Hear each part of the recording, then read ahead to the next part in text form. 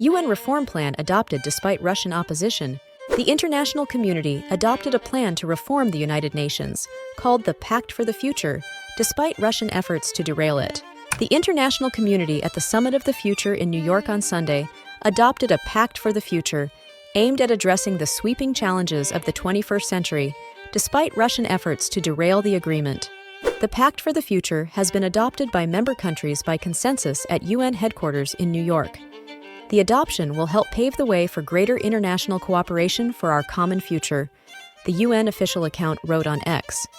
Secretary-General Antonio Guterres, who organized the Summit of the Future, called it a once-in-a-generation opportunity to reshape human history by reinvigorating international cooperation. German Chancellor Olaf Scholz said he was counting on the adopted pact, which had been negotiated by Germany and Namibia over many months to create new trust in the United Nations. The Pact for the Future can serve as a compass for us, a compass whose needle points towards more cooperation and partnership, instead of towards more conflict and fragmentation, Scholz said.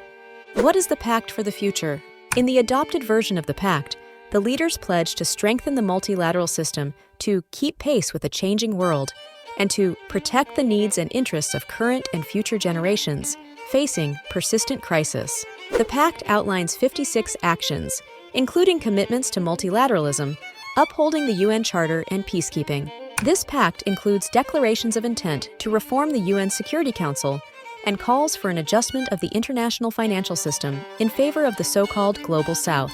It also calls for renewed efforts to combat climate change, promote disarmament, and guide the development of artificial intelligence.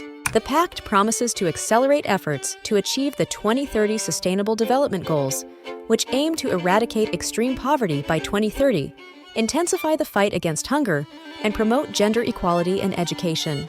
The Summit of the Future, held in New York prior to the UN General Assembly, was attended by all 193 UN member states. Image: Vanessa Carvalho, Picture Alliance. Russian opposition to the pact. Russia distanced itself from the agreement, which was supposed to be adopted unanimously.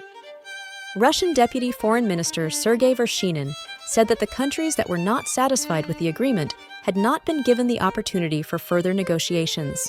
If our amendment is not included in the text of the pact, we will also distance ourselves from the consensus on this document, Vershinin said, introducing an amendment emphasizing the principle of non-interference in the internal affairs of states and urging the UN to avoid duplicating efforts. Immediately after the Russian announcement, the Democratic Republic of the Congo submitted a motion to reject Russia's move, which was accepted by a majority of 143 votes in the UN General Assembly.